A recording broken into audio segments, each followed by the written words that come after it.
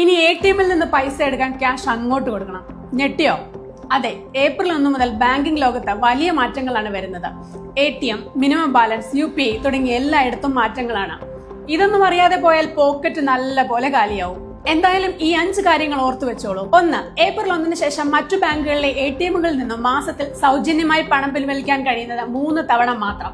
അത് കഴിഞ്ഞാൽ ഓരോ തവണയും 25 രൂപ വരെ അക്കൗണ്ടിൽ നിന്ന് പോകും. 2. ഏപ്രിൽ മുതൽ മിനിമം ബാലൻസിൽ നഗരവാസികൾ കുറച്ച് കൂടിയ തുക അക്കൗണ്ടിൽ കരുതണം. ഗ്രാമപ്രദേശങ്ങളിലെ ഉപയോക്താക്കൾക്ക് മിനിമം ബാലൻസിൽ ഇളവുണ്ട്. ഈ ലിമിറ്റ് ഓരോ ബാങ്കിനും വ്യത്യസ്തമാണ്. 3. 50,000-ന് മുകളിലുള്ള ചെക്കിന്റെ വിവരങ്ങൾ ബാങ്കിനെ മുൻകൂട്ടി അറിയിക്കേണ്ടി വരും. കൂടുതൽ സുരക്ഷയ്ക്കും തട്ടിപ്പുകൾ തടയുന്നതിനുമാണ് ഈ മാറ്റം. 4.